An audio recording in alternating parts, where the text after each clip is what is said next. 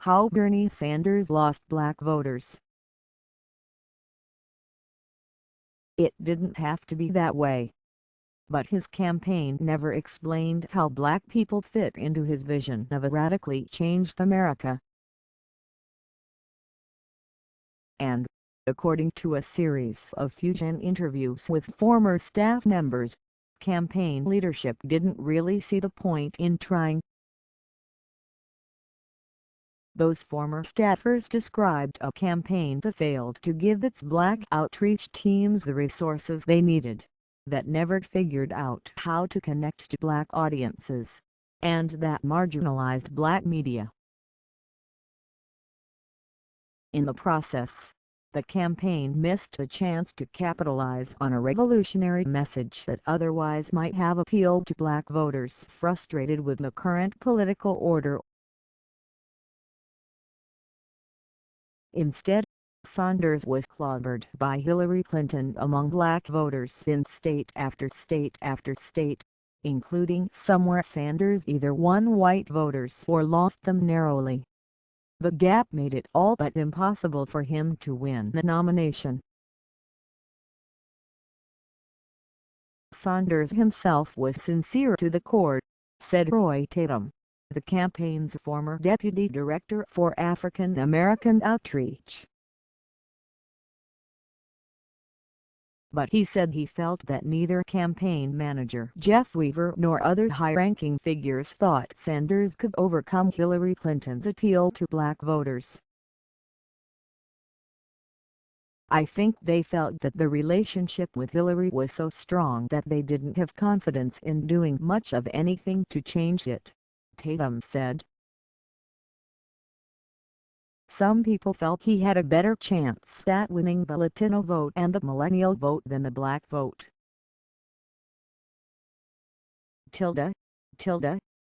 Demoralized by police killings, left even further behind by economic inequality, held back for generations by structural racism, black people were primed for a political revolution. Sanders was ready to lead one. From the time he announced his campaign, in April 2015, his crusade against economic inequality galvanized a sleeping sector of the populace that felt left out of the political process. But Sanders seldom trained that same impassioned rhetoric on the problems that so many black voters wanted addressed: police brutality, white supremacy, and the ways in which economic inequality is inextricable from race. It may have been white privilege, or simple cultural ignorance of black people and our plights. The Vermont senator, who built a movement on lofty promises like universal health care and free college, dismissed reparations for black people as very divisive. He appeared not to realize that you can't simply deliver the same speech on economic inequality to a room full of black people in Atlanta that you would to a room full of white people in Iowa. For African Americans, he never connected the dots from a practical perspective. Tara Dowdell, a political strategist who has worked local, state, and federal campaigns, told me, "How would this measurably improve your life?" And his colorblind approach to economics ignores the fact that this is the United States of America, where policy and economics and race are tied.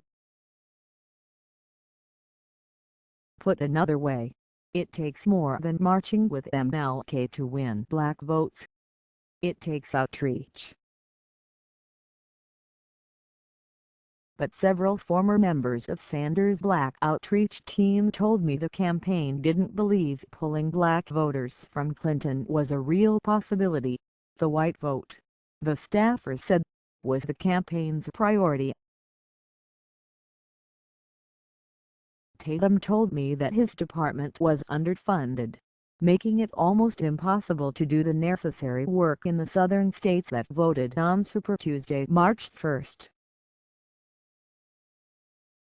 We had to go through so many hoops to get resources. It felt like we had to fill out credit card applications every time we asked for something, Tatem told me on the phone. That's how it felt. Tatem said that he and Marcus Ferrell, the former African-American outreach director for the campaign, had access to Weaver. But he said it felt as though neither Weaver nor other high-ranking figures in the campaign ever believed Sanders had a shot at winning black voters from Clinton. Ferrell declined to discuss his time with the Sanders campaign when I reached him for comment. Weaver did not respond to repeated requests for comment. It's impossible to say how many black voters Sanders might have swung to his side. But the stakes were clear, said Paul Maslin, a political consultant who has advised 6 presidential candidates. If you're running for a Democratic nomination and you cannot ultimately win substantial numbers of blacks, browns and older, traditional Democrats over 50 years old by and large who were Clinton voters, black, white or Latino, it's very tough to win a nomination. Danny Glover echoed Tatem's complaints. When he joined the campaign in the spring of 2015 as its director for outreach to historically black colleges and universities, he believed he could help pull millions of young black people to the senator's cause. As a black progressive, Glover was drawn to Sanders' message of free public college, dismantling Wall Street, and rectifying economic inequality.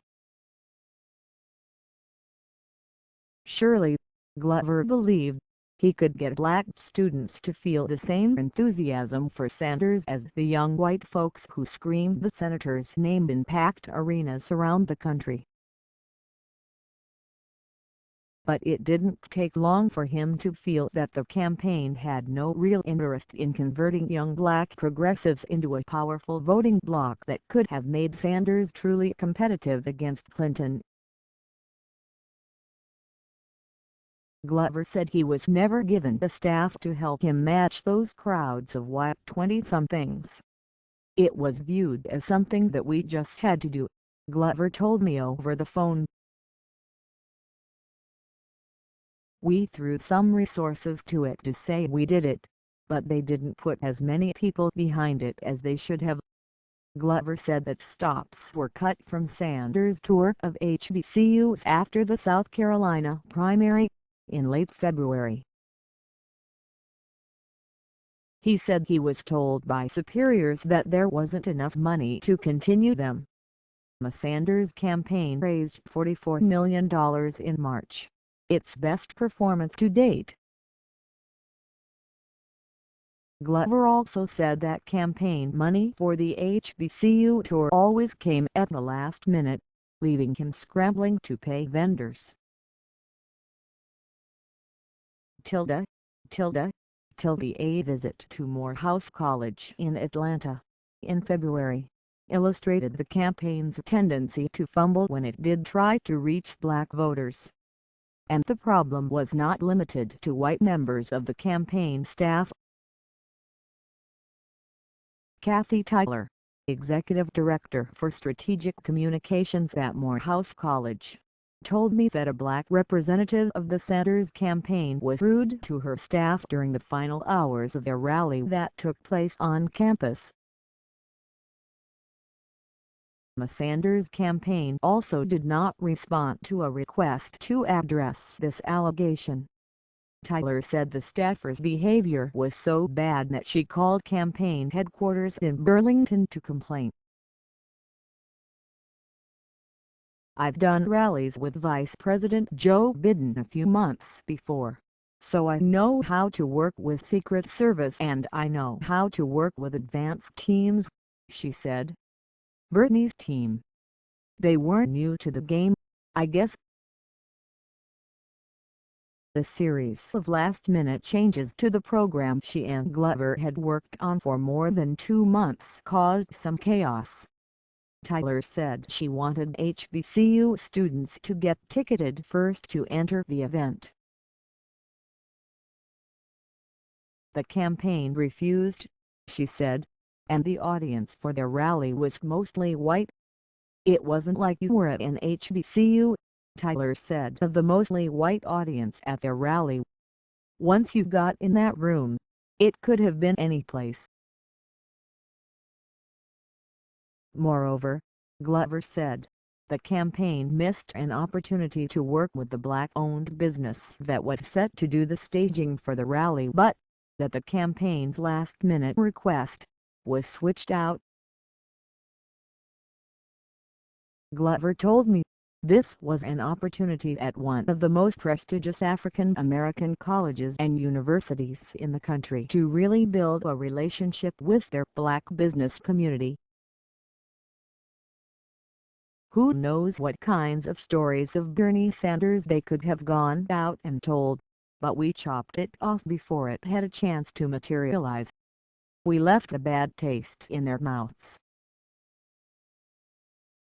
One former Sanders staffer, who spoke to Fusion only on condition of anonymity, told me that the outreach team's efforts to make inroads with black media were consistently blocked by the campaign. This included denying requests for interviews and access to the campaign, the staffer said.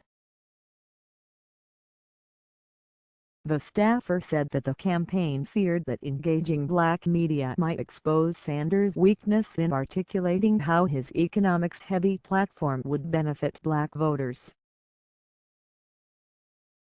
The staffer said that the campaign even tried to block me from covering a visit by Sanders to Atlanta for Fusion because I had reported critically on the senator in the past. Simone Sanders, the campaign's former national press secretary, who is black, categorically denied the allegation during a phone interview, and she defended the campaign's commitment to reaching out to black voters. I stand behind the work that the campaign did, she said. I'm proud of it. Again, there's always room for improvement. There are always things that people look back and said we could have done better. People that weren't on the inside, looking on the outside, everyone can always point fingers, she went on, but as a person who was there on the ground, I can tell you that the campaign had a staunch commitment to reaching out to communities of color. That same former staffer told me that the Sanders campaign had no real interest in engaging black voters or in reporters who wanted to engage the campaign on issues important to them, such as challenging the union protections that police have when they are accused of killing black people. It was always a dog and pony show when it came to black outreach, the former staffer said. In Virginia, exit polls showed that Clinton won 84% of the black vote to Sanders' 16%. In Arkansas, she beat him 91% to 9% among black voters. In Alabama, the margin was 91% to 6%. Black voters cast their ballots for Clinton so overwhelmingly during the primaries, especially in the South, that their preference for her felt like a warning: ignore us and we will bury you. In southern states that voted on Super Tuesday, even black voters ages 18 to 29, a slice of the electorate that Sanders' team believed they had a shot at, voted for Clinton 61% to 36%. And it wasn't because black people didn't know him, a lame and intellectually lazy excuse his staffers and surrogates have used for nearly a year. It was, the interviews suggest, because Sanders' campaign didn't work hard enough to win their votes. After the Super Tuesday rout, Weaver dismissed his candidate's poor showing with black voters by calling the former Secretary of State a regional candidate. He also said, in what could only be described now as pure delusion, that the campaign was broadening its inroads with black voters. "It's not about margins, it's about making progress," Weaver said at the time. "There's a long campaign to go. We are making substantial progress vertical line at this point. In many ways, what we're confronting is not by race but by age." In fact, after Super Tuesday, neither Weaver nor Sanders met with their African American outreach department to discuss how they could better improve their black outreach efforts, Tatem claims. The campaign eventually decided it would be important to step up its engagement with black women, but those efforts didn't begin until May, 2 months later, Tatem added. "That was very late in the campaign when we started doing things like that," he said. By that point, Clinton had also beaten Sanders in a series of northeastern primaries. In Pennsylvania, Sanders almost tied Clinton with white voters but was trounced among black voters. In New York, they tied among white voters. Clinton won black voters 75% to 25%. When Sanders made public appeals to black voters, Dowdell said, "Not only was it late, it seemed like he did so just because he was pressured into it, which is not a good way to approach anything." It is not uncommon for former staffers to complain about what a political campaign could have done to win the race. It is especially common for black campaign staffers to complain that their expertise has been undervalued or outright ignored. Plights, a professor at Harvard's Kennedy School of Government who specializes in black Republican politics, told me that the grievances expressed by Sanders' black former staffers are similar to those she has heard from black people working on Republican campaigns. She said that Gerald Ford's 1976 campaign for president came to mind. Different parties, same complaints. They don't have enough money. No one is paying attention to them, Rieger said, characterizing the complaints on the Ford campaign. "There are thousands of letters from black constituents who wrote in to say, I will support Gerald Ford if you just pay attention to black issues. For one, his supporters argue that black people should want no part of Clinton because of her vigorous support of her husband's disastrous 1994 crime bill which Sanders voted for, by the way, and 1996 welfare reform. Sanders supporters also remind us of her assertion that super predators were roaming the streets in the 1990s, comments for which she only expressed some regret this year. The senator, on the other hand, attended the March on Washington. And if you want visual proof, Sanders supporters often tweet the image of him being arrested at the University of Chicago in 1963.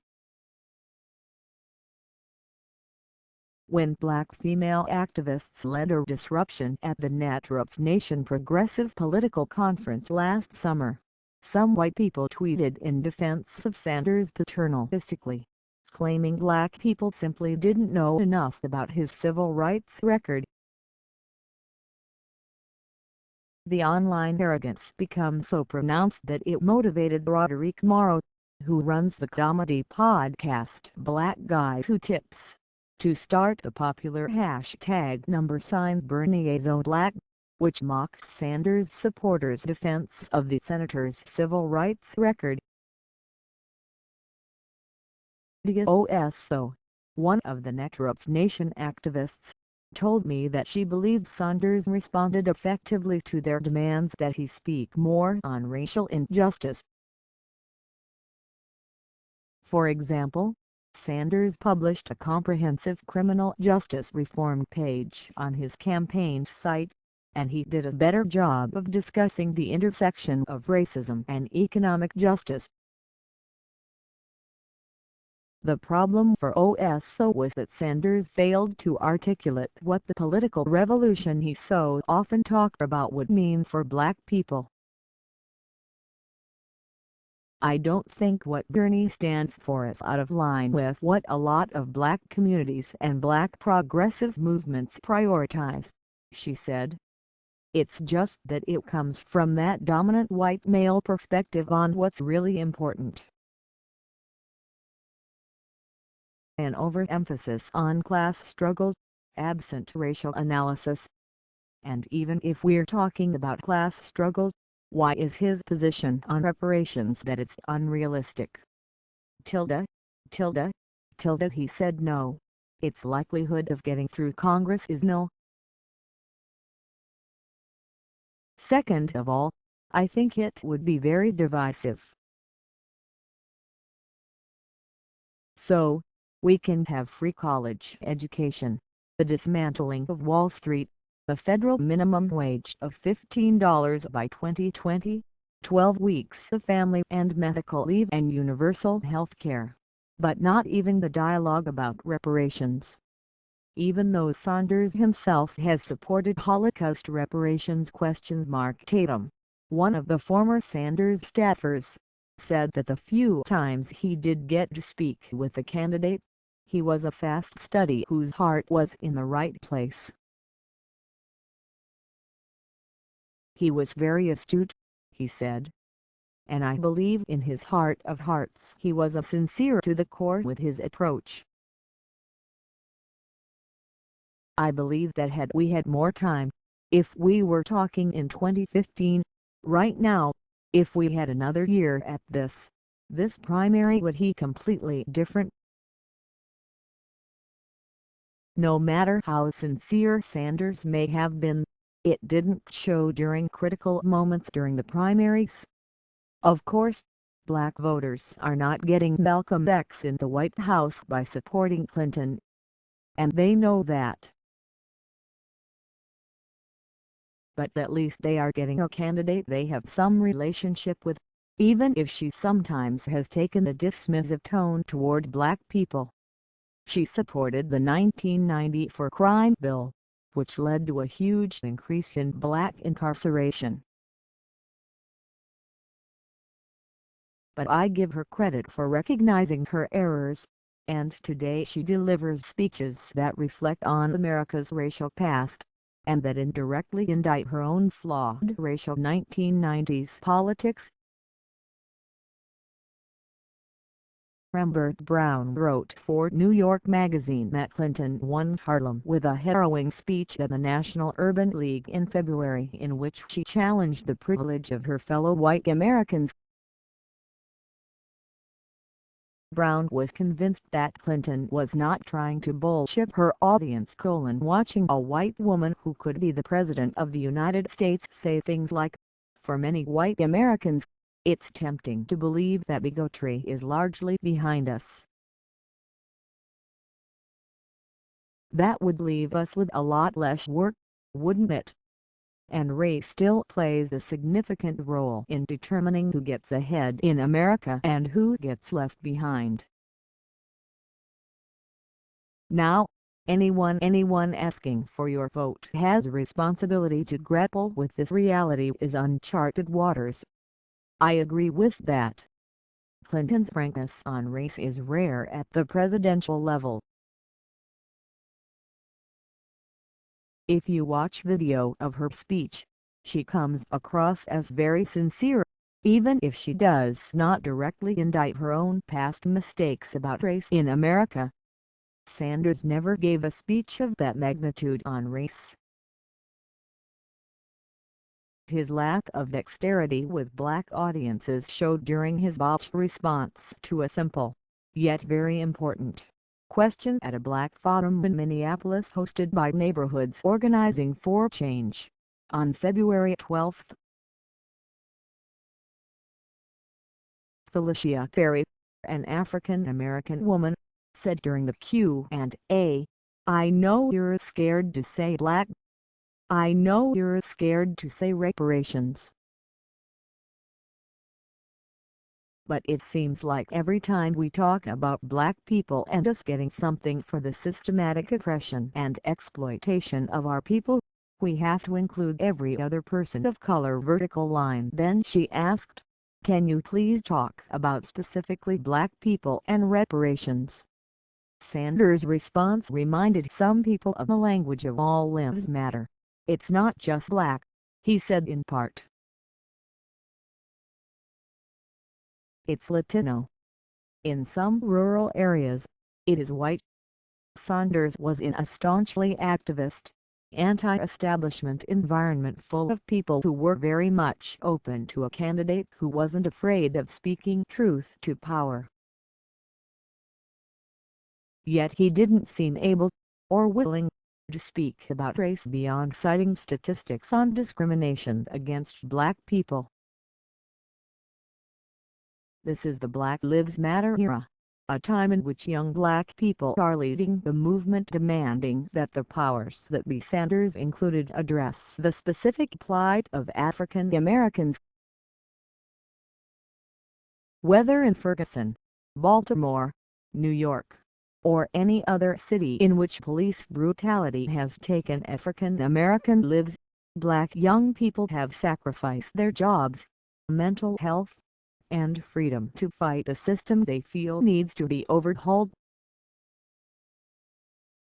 For a man who claims our economic system needs an overhaul, Sanders has proposed only moderate approaches to combating police brutality by advocating for community policing and body cameras. Many young black activists believe that amounts to nothing more than putting a band-aid on a gunshot wound. Why not call for a broad rethinking of American policing? And, yes, reparations is a tricky subject to address in American politics, but it's certainly not impossible. Not addressing Perry's question on the subject revealed how limited Sanders' idealism is when it comes to exploring liberation for black people. He has no problem speaking, ad nauseam, about how America can be more like Denmark. Yet he isn't bold enough to say black people can get reparations just like Holocaust survivors or Japanese internment victims? On the economy, Sanders' idealism on fighting Wall Street and advocacy for free public college education and universal health care doesn't seem to extend to acknowledging that black people need a special kind of economic boost to come as close as possible to the 40 acres and a mule we were promised after emancipation. Those white young people who supported Sanders in huge numbers graduate college with heavy loads of debt, but black students finish with even more of it and fare far worse in the job market. Tara is 36 years old, a year or so out of the so-called millennial age bracket, but her comments reverberated with the anti-establishment vigor that motivates 20-somethings to go for Sanders.